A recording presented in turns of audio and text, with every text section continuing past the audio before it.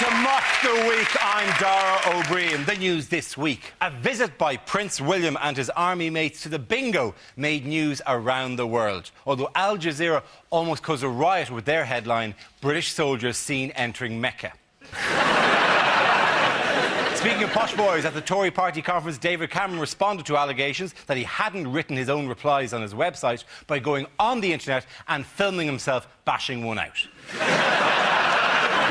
It's been a busy week for Norman Tebbit in Bournemouth. When he's not speaking at the Tory conference, he's hanging from the ceiling in the ghost train.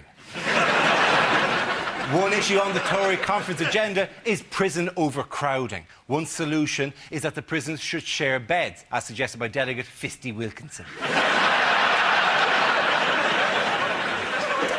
Police in London have been told they can't use the word yobs to describe loutish behaviour. This obsession with supposedly offensive terms has gone down very badly with some members of the filth. The shortage of flu vaccines means that thousands of old people are at risk, and I don't know really if we should be inoculating people against flu. Flu is very much nature's way of freeing up seafront property in Eastbourne. Joining tonight are six of the country's top comedy performers: Andy Parsons, John Culshaw, Ian Stone, and Frankie Boyle, Hugh Dennis and Mark Watson. Welcome to you all.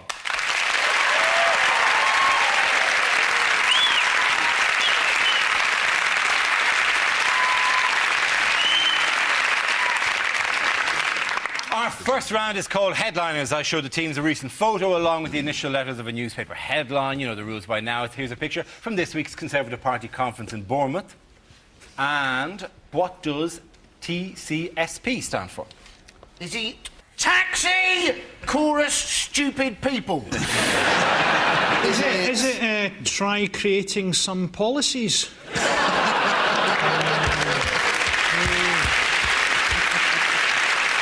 Is it a bit of a long shot? Is it Tom Cruise suckles pig? You can't see what they're looking at, but it must be something interesting. I don't know, I'd raise a hand to that. In the hope that he'd lift his hand up from the nipple of the pig and high-five me. I think it's pretty much definitely that. Yes, it is, Talking things that you'd celebrate, is it Thatcher's coffin seen passing? Is it Tony Blair, Cameron, same person? Tricycling, says Ponce. The C stands for cuts. Cuts. Cuts. Tax cuts. Tax cuts.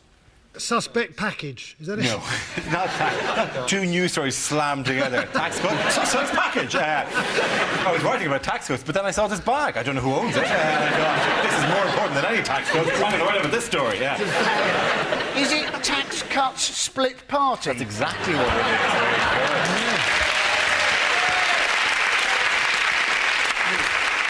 The answer I was looking for was Tax Cuts Split Party. It refers to the row at this week's Conservative Party conference after David Cameron and his shadow Chancellor George Osborne refused to give in to demands from party members for tax cuts. Did you enjoy the Tory conference? I loved it. I loved the way he described himself as a liberal conservative. What the hell is a liberal conservative? Somebody who doesn't approve of gays but just likes watching a lot of them on video. It's hard for Cameron, because if he promises tax cuts, they might get elected, he might have to do it. Whereas Duncan Smith and Hay, they could say what the hell they liked because they weren't going to win. Hay could just say, we'll make everyone able to fly. He wasn't going to have to get elected. Except the foreigners, they will not fly. The foreigners shall be rooted by lead boots. They shall watch us fly. He's just so sort of unbearably sort of patronising and out of touch. Isn't he? Yes. Well, who hasn't dropped some cocaine tablets and listened to the Arctic Kaiser Chiefs? I mean, it's that thing, you know, where everything is a photo opportunity for him. Yeah. And none of it's actually that impressive. So it's not that impressive to ride huskies or cycle a bike. Seeing as it's just a photo opportunity anyway, I'd like to see Cameron kick a lion's head off. I would vote for that. If he came on in his party political broadcast and kicked a lion's head off and then turned to the camera and went, could Tony Blair kick a lion's head off?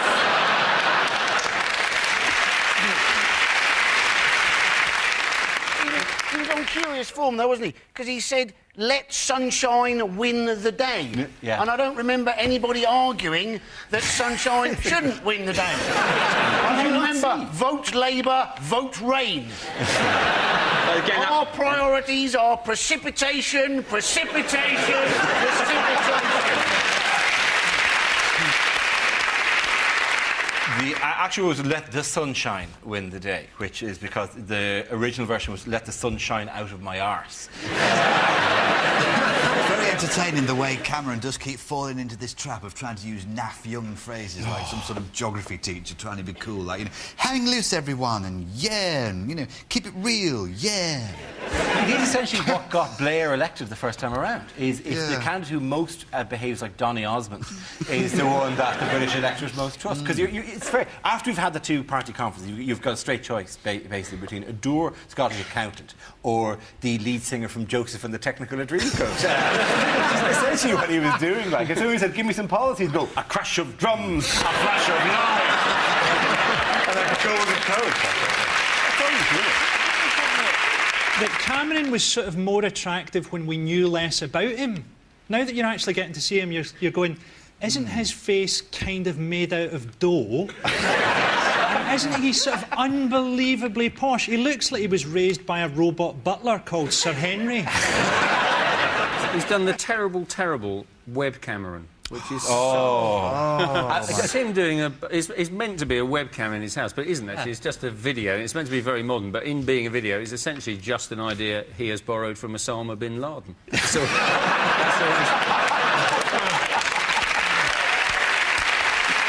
Do you want to see a little bit of web Cameron? Yeah. Yes. Oh, this is an education. This is what young people want to see. This is web Cameron. Right, welcome to Web Cameron. Watch out, BBC. I'll do it in a minute. Well, watch out, BBC and ITV. You know, we're coming after you. This is, I think, a really good way of communicating directly with people about what the Conservative Party is doing, what we believe in. What do you want to do? Wash your hands. In a minute. If you were on the net and you saw that, wouldn't you, just to cleanse yourself, wouldn't you click immediately to porn? There's finally something on the internet that's impossible to masturbate to. How much are they going to go with this thing of, oh, you just happen to have dropped in, oh, I better tell you about Tory policy. What do you mean, oh, you've just caught me getting out of the shower. It's all this. Let me just try myself off and talk to you about our plans for tax in the future. How realistic this is, right? In the first one, he's washing dishes in the sink. In the second weblog, he's loading his bloody dishwasher. It's not a typical day in the life. If you listen very, very closely, what the child is saying in child speak is, where is Maria, our Filipino maid, who normally does this job? Well, it's meant to catch people in unguarded moments, isn't it? That's the point of this web camera. But obviously, the Labour Party don't need that because Cherie Blair does that at the party conference. Just so you know, in terms of we have a picture of the front row of the Tory conference. I mean, this is like Weblog Central. Look at these people here. This is the actual people who That's like Charlie's Angels in the year 2056. That's what it looks, doesn't it? It looks like the army of the undead, and you kind of go, you know, if you slay us, there are hundreds more to take our place. Like an audition for Hello, Hello. Did someone just plant dragon's teeth and they sprang up? I tend to think, though, if you're making a speech to people of that age, you could probably do the same speech at least 4 times. Because you figure at least 2 of them are going to be dead the next year. One of them's going to forget, and the other one's probably not going to hear it in the first place. They must have been quite confused. It must have been, when's Daniel O'Donnell going to sing? There was a lovely kind of... when he said, of course, I think the NHS is one of the greatest achievements of the last century, which is like, clearly, Labour's great finest ever moment. And I cut to lots of old people going, have I come to the wrong one? Do you know, it's like more people must piss themselves at a Tory party conference than at a Beatles gig. I'd imagine the whole floor is just those yellow cubes that you get on. At the Tory conference in Bournemouth, David Cameron's ovation went on for 10 minutes, by the end of which most of the audience had managed to get to their feet. Cameron, of course, lives in Notting Hill, which staged another carnival this year. In fact, there were so many bandwagons he couldn't decide which one to jump on. At the end of that round, the points go to Ian, John and Andy.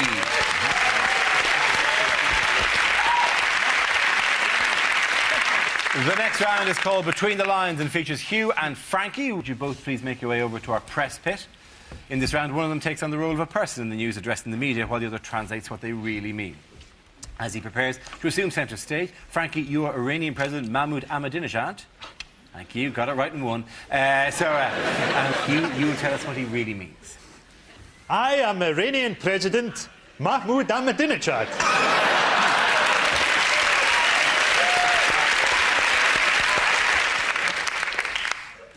But you can call me Ted.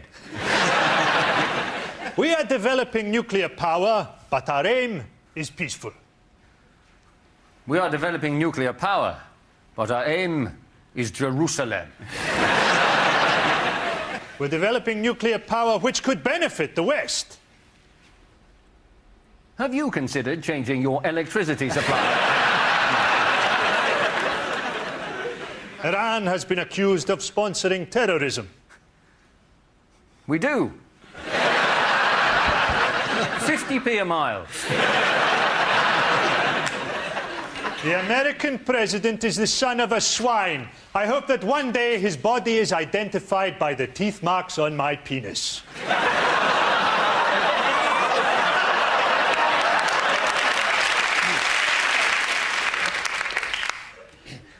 I don't like George Bush. We are a modern people. At night, I relax by listening to the Stones. Thudding into the bodies of innocent women.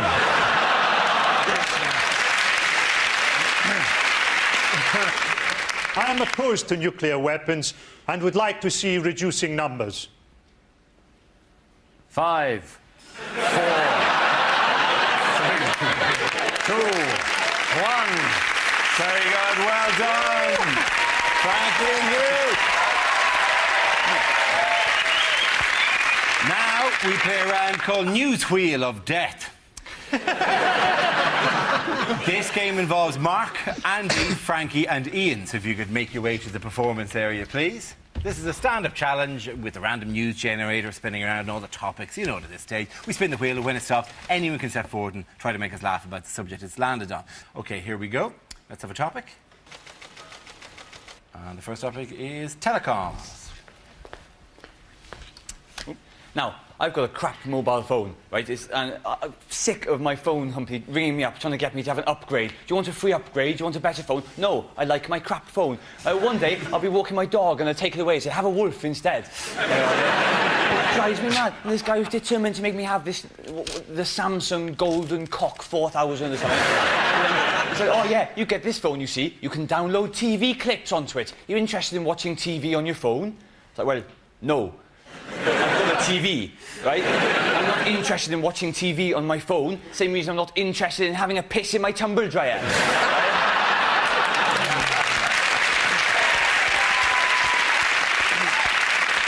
Let's have another topic. The subject is bird flu. Who wants to come in on that? Ian. Yeah, I don't know if anyone here is scared of bird flu. Is anyone a bit concerned about? No one? No. Maybe it's just me. I don't know.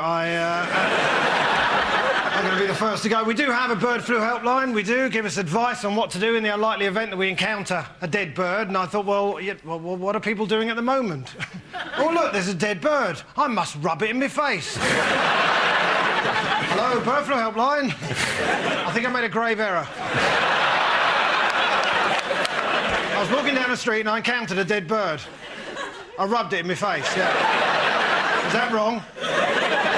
Shit. If only I'd have spoken to you earlier. What, now? The kids are playing with it, yeah. Well done, Ian. Very good, Ian Stone. OK, that leaves us with Andy and Frankie. Let's have another topic. The topic is Scotland. I have this covered. Is that your image of Scotland? You know that's three English blokes at a wedding? Do you remember years ago when they were making Braveheart everyone said, oh, it's ridiculous, Mel Gibson playing a Scottish guy. That's not going to be very convincing. And look at him now, an alcoholic racist.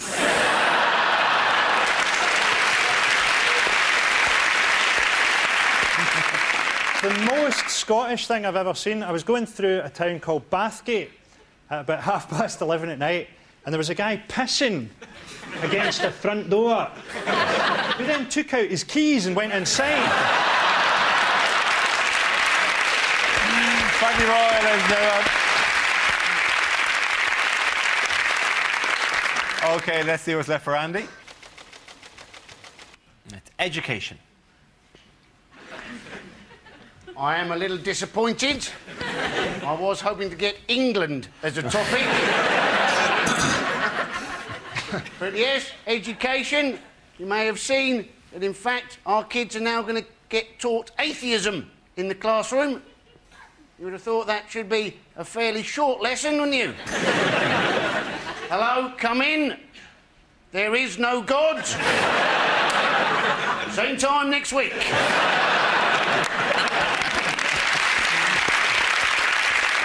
Parsons, ladies and gentlemen. Points for everyone there. Too good from all of you. Come on back. Come on back.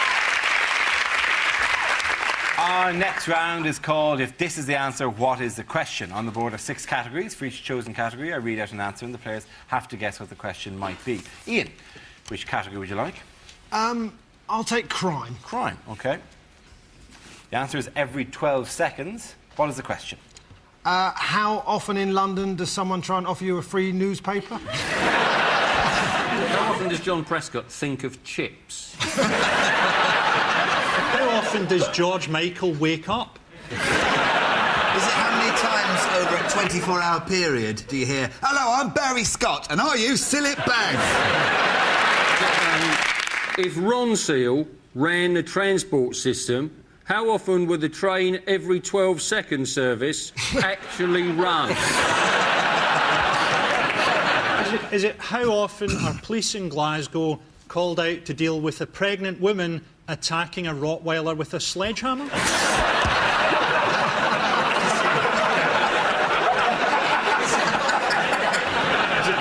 How often does someone finish a Sudoku and then think, what was the point of that?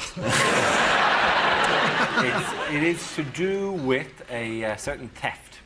It's the story about mobile phones this week. How often are mobile phones? That's entirely right. Well done. Very good, Frankie, yes.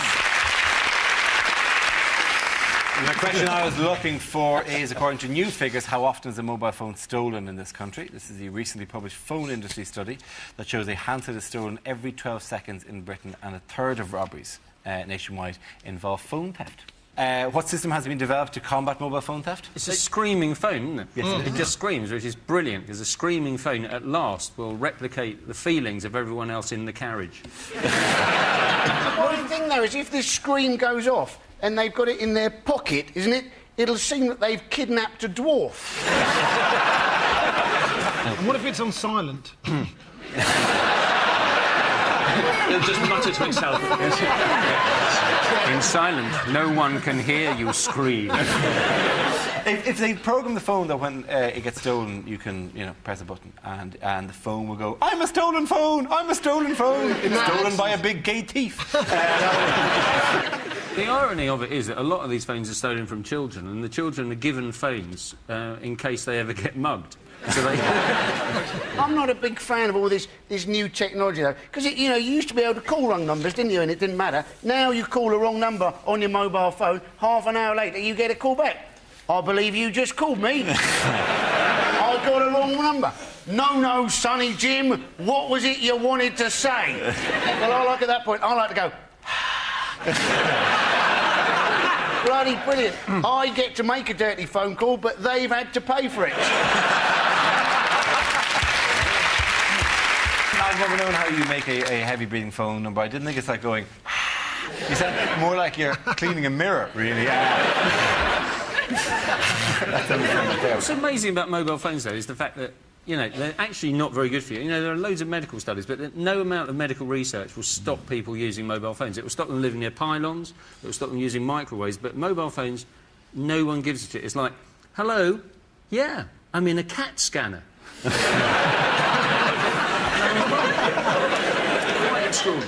So do people think crime is out of control?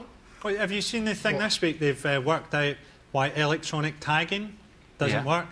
Because people are taking them off. I thought that was the point, was that they monitored where the people... Oh, we wondered why he hadn't moved at all for 4 months. We thought he was living at the bottom of a canal. And do you know the other thing they're doing in Scotland? They're taking the tags off and attaching them to dogs. That's genius. We thought you were just living in some bins, but no. Attached it to a dog. Criminals are so sneaky, aren't they? They are. That's they are. hilarious. It's almost as they don't want to be caught. This criminal just going round and round and round and round, chasing himself.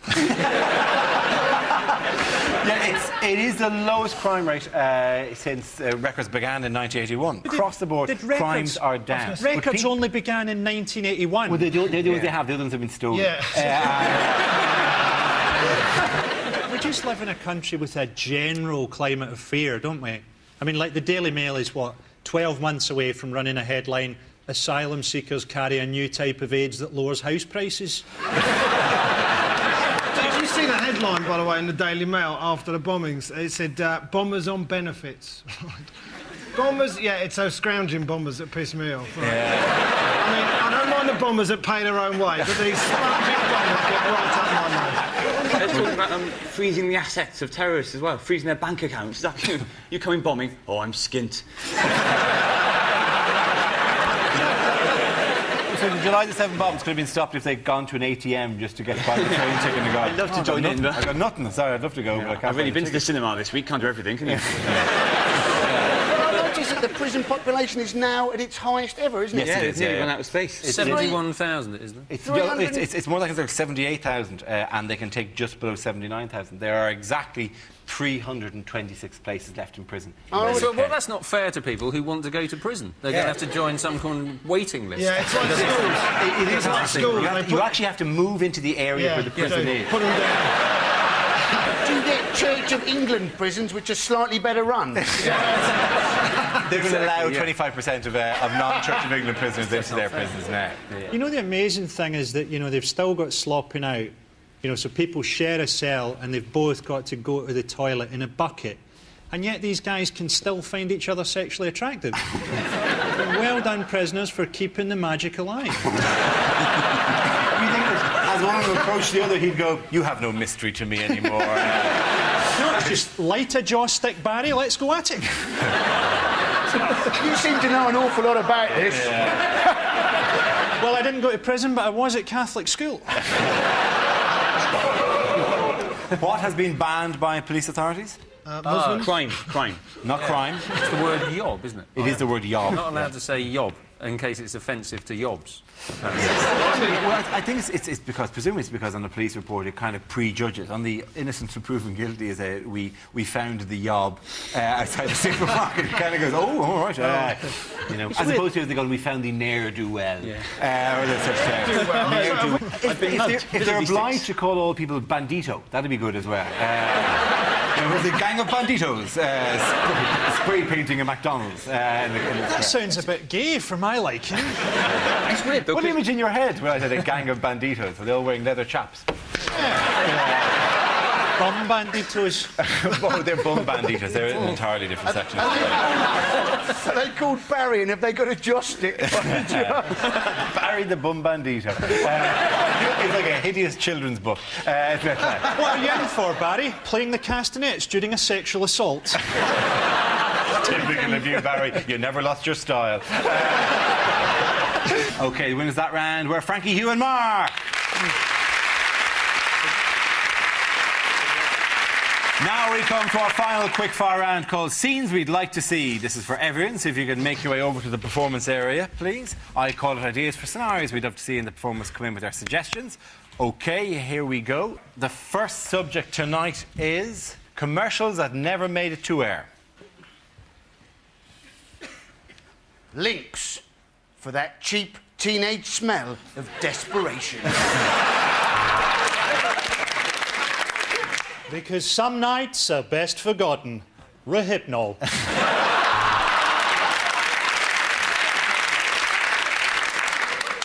injured at work, don't drive a jet car at 300 miles an hour.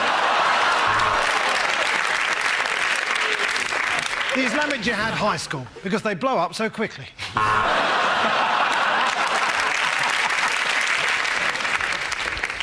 I'm Tony the Tiger. Siegfried and Roy taste great.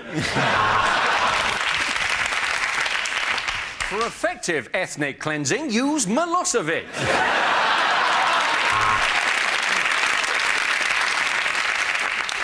The post office. We're always full of absolute freaks. We laundered this half of the money with the mafia and this half with the more violent Chinese triads. L'Oreal!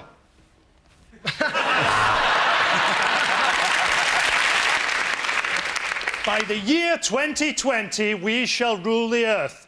Tesco, every little helps. Losing a hair, tiny cock, you need a Porsche.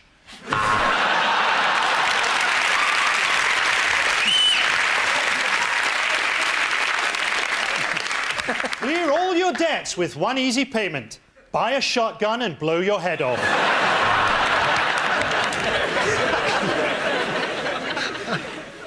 Take 2 bottles into the shower. Yes, I'm an alcoholic. That's it on that topic. Our next topic is inappropriate acts for the Royal Variety Performance. Let's play Who's Harry's Dad? Stephen Hawking unplugged.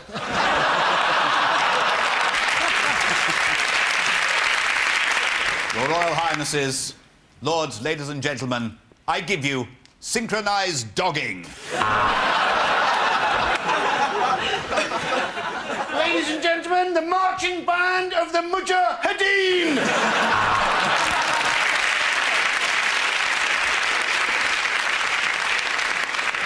As a treat for the Duke of Edinburgh, the black and white minstrels sing the speeches of Hitler.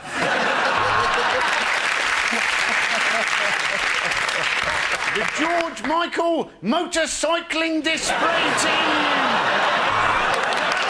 At the end of that round, points go to Ian, John and Andy. Everyone come back. That's the end of the show. This week's winners are Andy Parsons, John Culshaw and Ian Stone.